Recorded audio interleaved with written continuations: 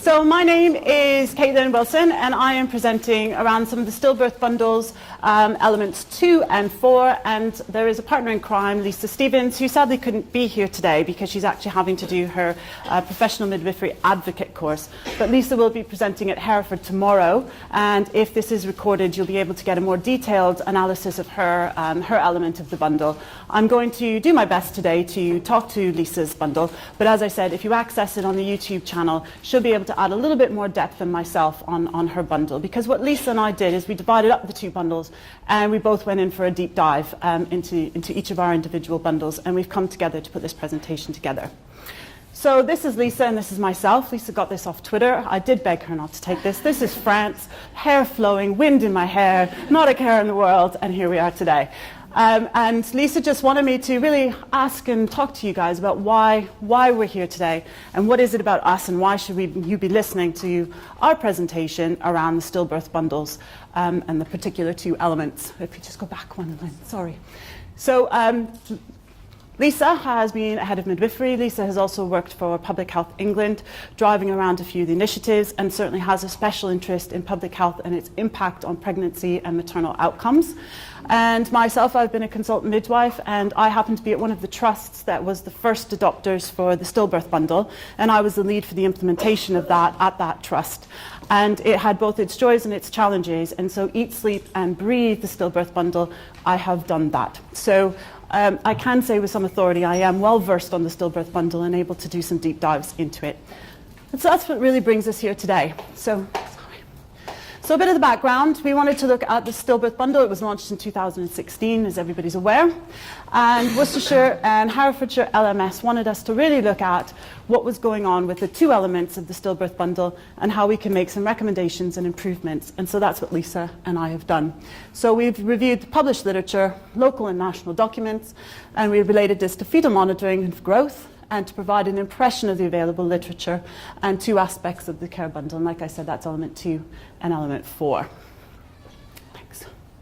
So the context of the review, this was not systematic. We're not Cochrane, and we're not pretending to be Cochrane. Boy, do I really want to be Cochrane one day, but no way am I ever near Cochrane at the minute. So what it was really we did an impression of the literature. So what was the literature telling us as people who are engaged as clinicians, as educators, and as novice researchers? Really, what was the impression of the literature, and what direction was it telling us to look? And so that's really what this was all about. We took local context, national context, and did a contrast and compare against what was being published around the world.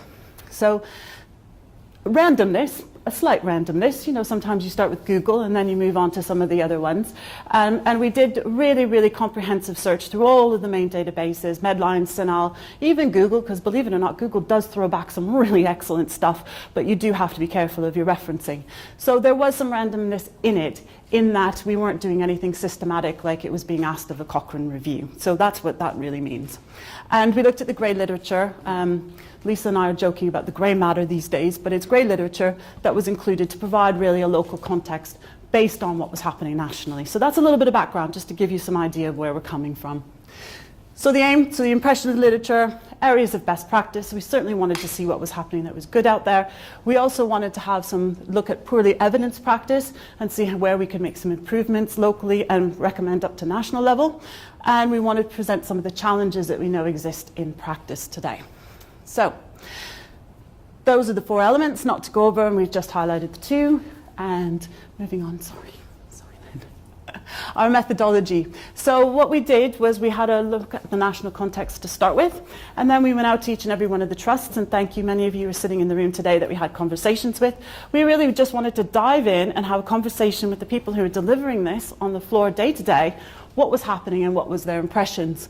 So we talked to the practice development midwives, we talked to the ultrasonographers, heads of midwiferys, we talked to obstetricians, and we also talked to staff members on the shop floor. So we actually went around and just had really casual conversations with staff.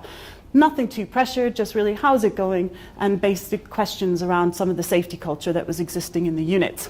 We also gathered the local guidelines, and we had a look at what those both were, and we did that to both fetal monitoring and fetal growth. Excellent.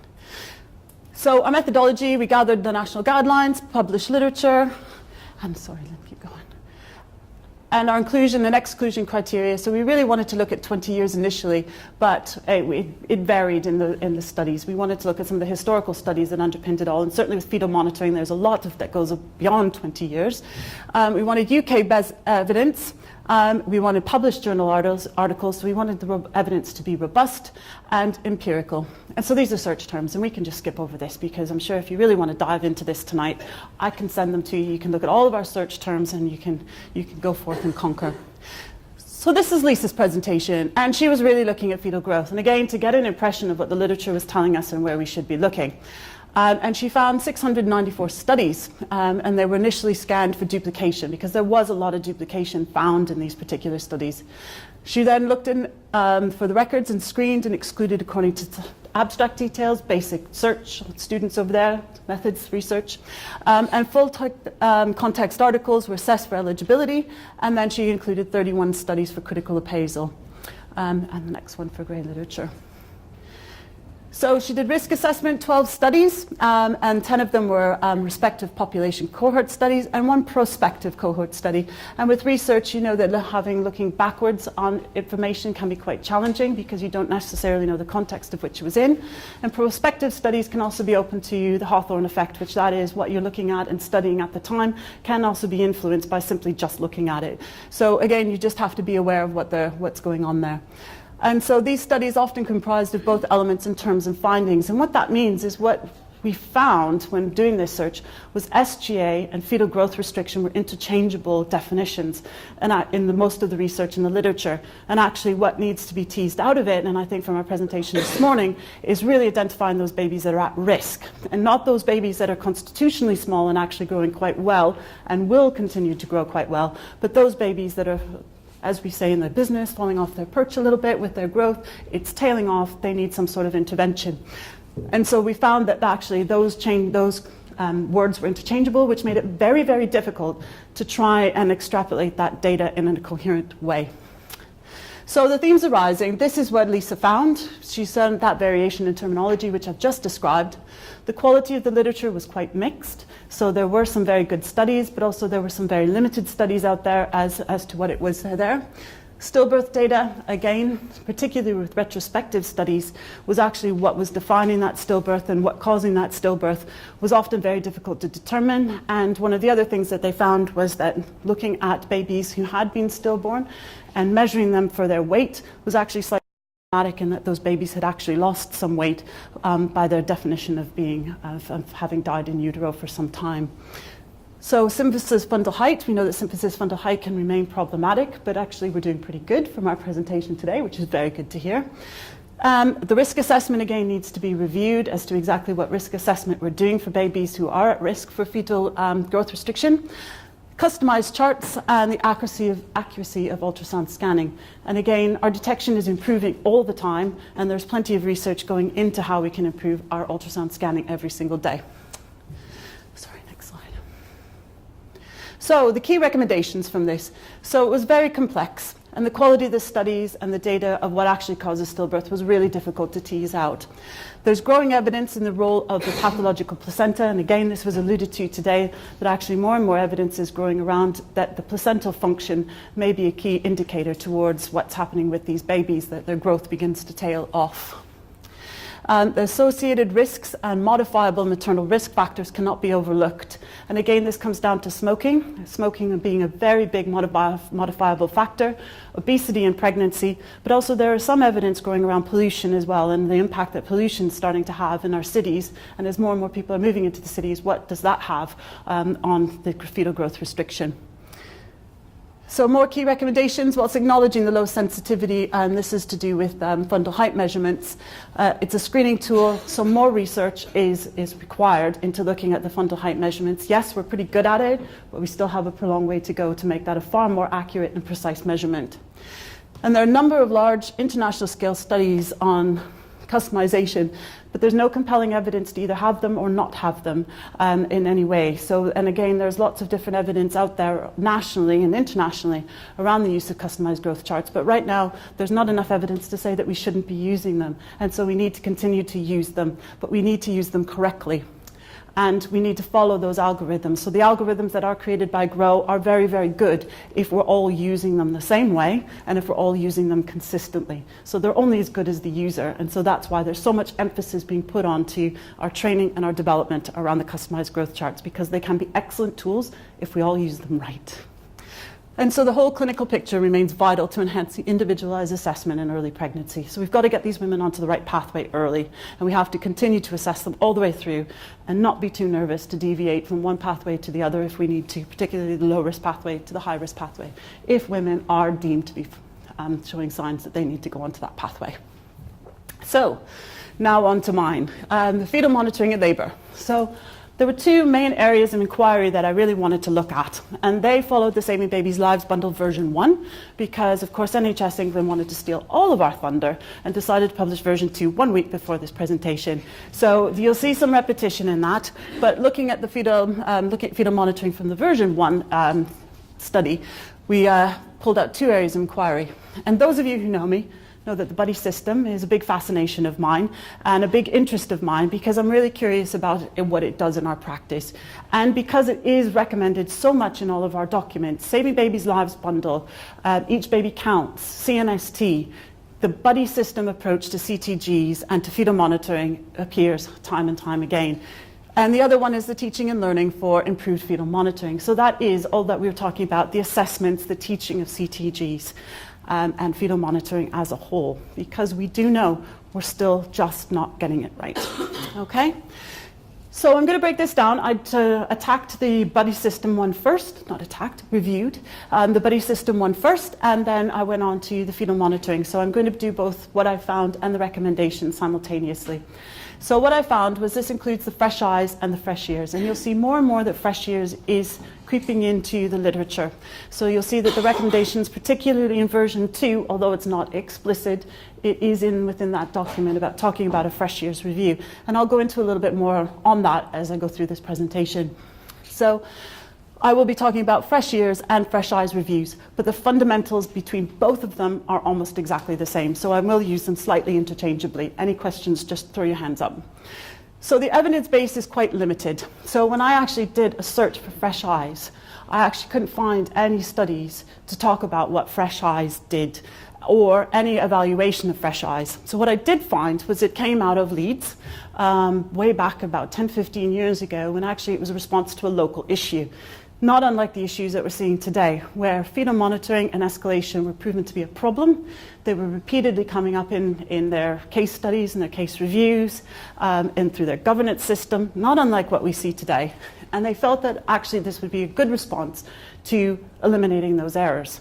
And it does seem incredibly intuitive, doesn't it? You have a CTG trace, you're able to go into a room, and someone else is able to look at that and say, yes, I agree, or no, I disagree, and an escalation policy put into place of how you deal with that. It does seem very intuitive, doesn't it?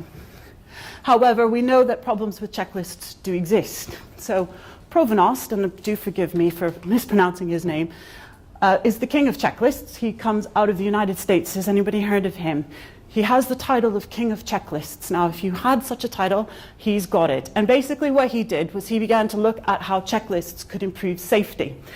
And what he found was it was really, really very simple. He was looking at ICU. He found that there was lots of infection rates. People were dying from these infections. There's got to be a better way to do this. And he was right, but he wasn't right the first time.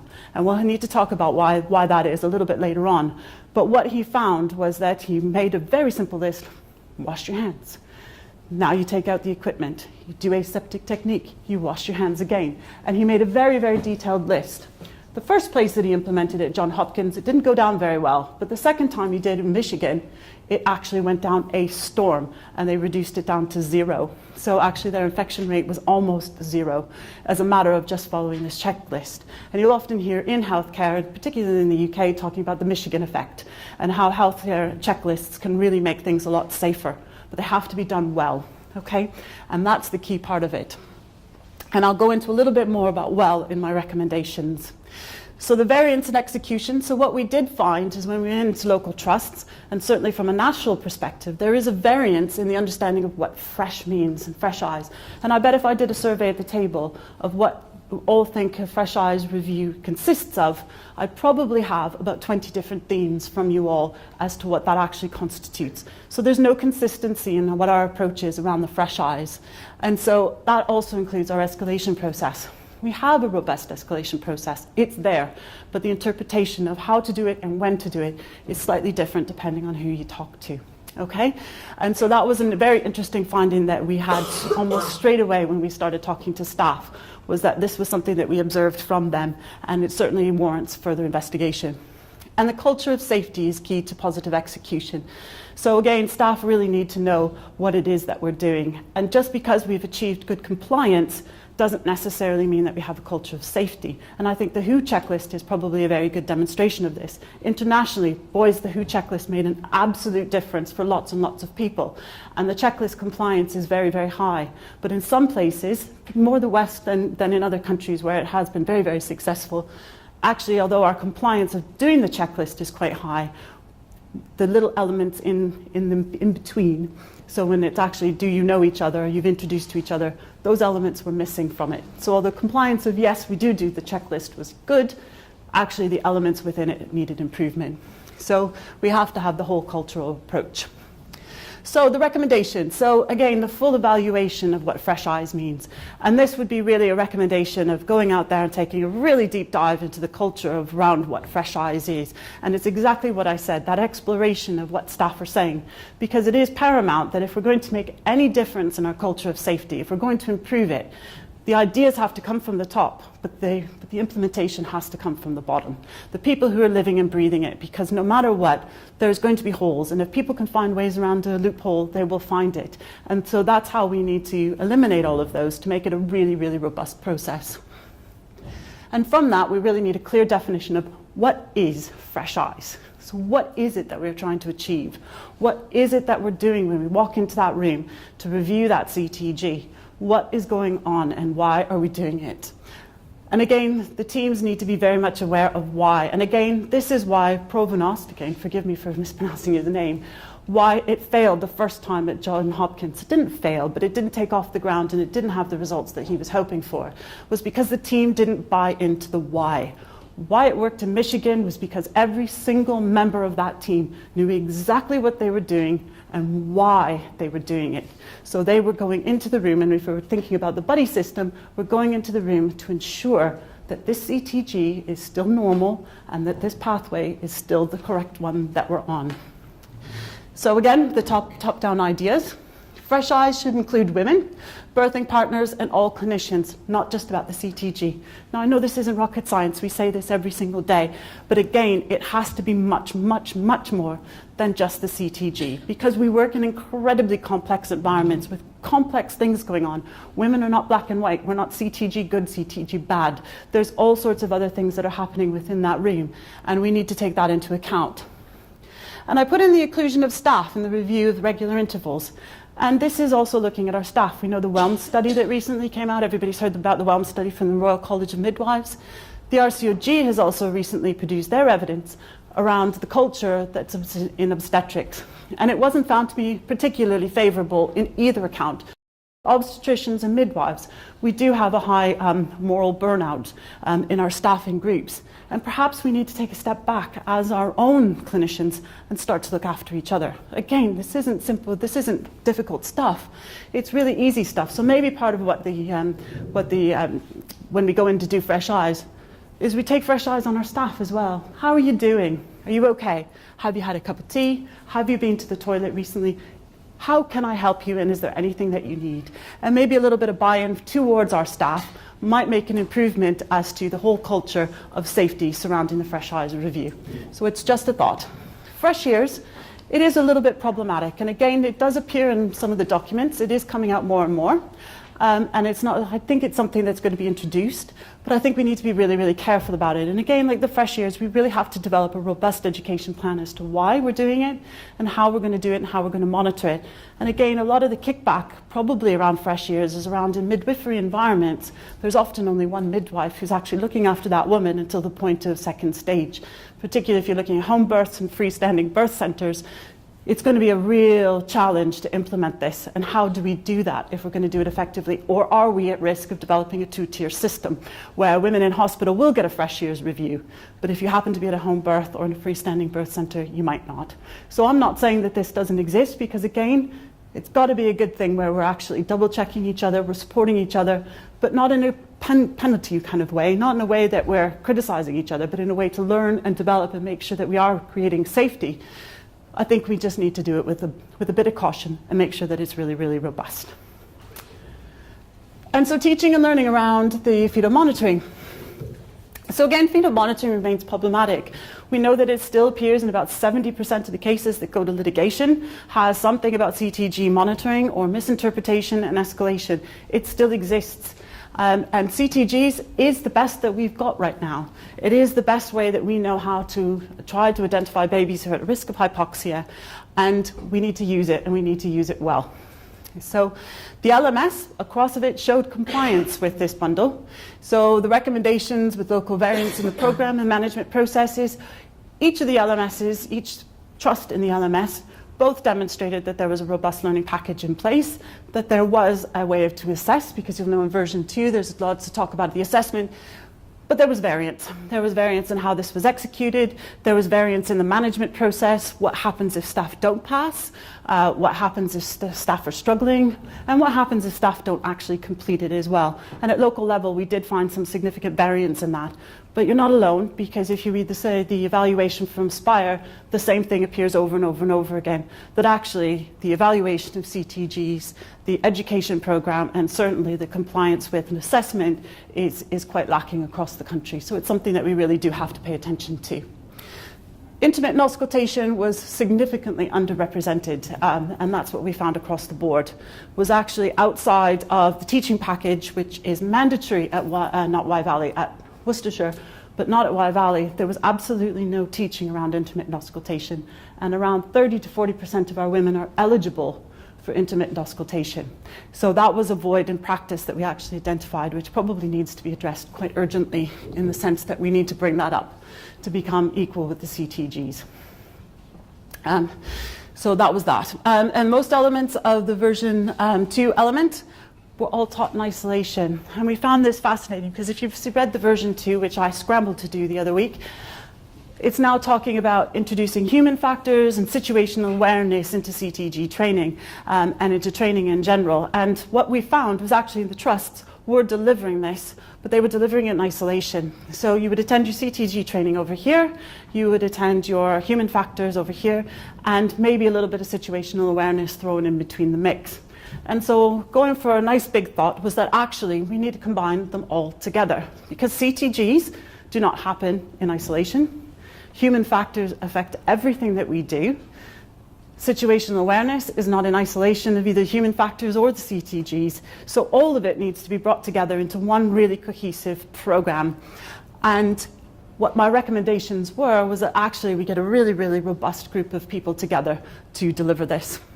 And it really is looking at whether there's a culture of safety, a culture of fear, or a culture of apathy. And it's very difficult to know which is which, because people are nervous around CTGs. We want to get it right. We want to get it right because we want to do well by women. We want to do well by babies.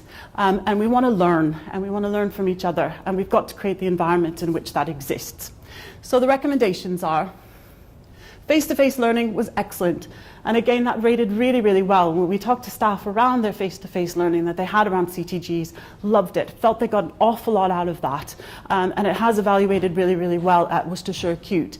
And it allows for that interactive, that dynamic, that feedback in real time, so the questions can be answered back and forth, which is not something that you can get from an online package. However, online packages are very good in the sense that you can go at your own pace, and you don't feel at all threatened if you get something wrong and you have to go back and do it a couple of times. So there are benefits to both, and I would recommend keeping both within your learning package. And certainly having the online assessment, which is assessed by a consensus. So those, the good and the great, who have come up with all the FIGOs and the nice guidelines, all come together to come to a consensus about those scenarios that are presented. And I think that that's an excellent way for us to proceed forward. There's nothing wrong with, we didn't find any issues really with the paper package, but it was really open to interpretation again as to the pass rates and what we did with everybody once they passed or did not pass those paper documents. So IA to feature in all training programs, and concentration on the fact that we concentrate solely on CTGs is thus a little bit of confidence in midwives, particularly on the labour wards, around being able to implement CT or IA on the labour wards. So we actually found that there wasn't much IA going on the labour wards. And again, that was because most didn't feel confident to do so, feeling that actually the CTGs was the dominant way that practice was carried out on the labour wards. And that may be a fair assessment given the context of women there, but not all of our women are coming through our home birth systems or coming through our birth centres. So there must be women on those who are getting CTGs who would actually be eligible for IA. So it is something to explore. And recommendation around high fidelity simulation in real time. And this is again where all of those elements are working in isolation and actually bring them together and make a really, really high fidelity training package. Because again, it's that emotional response that we have when situations are not going right, or if we feel we've made a mistake. And even if we have to escalate, and if we have to escalate beyond somebody who is our immediate senior or somebody that we really, really like, it can create an emotional response in us that we don't really like. And it is trying to make that environment as realistic as possible so that we as staff get to explore those feelings, get to practice with each other what it feels like, to positively challenge each other and learn from it in a really, really positive way. And I would recommend highly that an interactive program like that starts to develop. And very much like NLS, we need to make it a multidisciplinary team. Those of you who teach on NLS courses know you can't run it unless every member of the organisation is represented. So you have to have a neonate, you have to have a midwife, and you have to have a doctor on the system in order for it to run. So having a really robust faculty would be an excellent way of creating a high fidelity, egalitarian approach so that each and every speciality, anaesthetists, midwives, doctors come together to give their voice in the situation. And CTGs and fetal monitoring cannot be excluded from that. They must be part of our scenario training so that we get that emotional response to it. So we learn around CTGs and our human factors and our responses to those. So can you imagine running a scenario where actually you run out to go and escalate to somebody and they don't come? They're in theatre, what do we do next? And start to just practice those real life scenarios with each other in a really safe and productive environment. And I did say mistakes, yes. I make some mistakes on purpose, not in real life, but in the practicing scenario. So again, it's around learning from each other. So make a mistake on purpose. Stelly down in London a long time ago was actually advocating this, because how do you learn the most? You do learn from things that go well, but you also learn the most from when things go wrong. And we need to practice when things go wrong, again, in a very safe environment. And how does it feel to watch your consultant midwife put in way too much magnesium sulfate and watch how things get challenged in that environment? And what does that feel like? How did it feel like to be the person challenged? How did it feel to be the person doing that challenging? And how do we work together to make safety much more paramount and much more part of our education? And that will help us build our trust. And so we wanted to talk about educating every day. And it is around our CTGs, our fresh eyes as an opportunity to educate with each other every single day. This isn't about criticism. This isn't about pointing out mistakes. It's about identifying learning. It's about identifying ways to work together. It's about ways to develop trust within each other to make our safety culture absolutely paramount. And so what Lisa and I found was we actually walked away with far more questions than we did answers. As you do with these types of things. But we found that we got a really good foundation and lots of really good recommendations to make for the trust. And I think that we're moving forward at absolute pace. And I think that there is a real willingness that our safety culture is the thing that we do every single day, and we educate each other positively every single day. Thank you very much.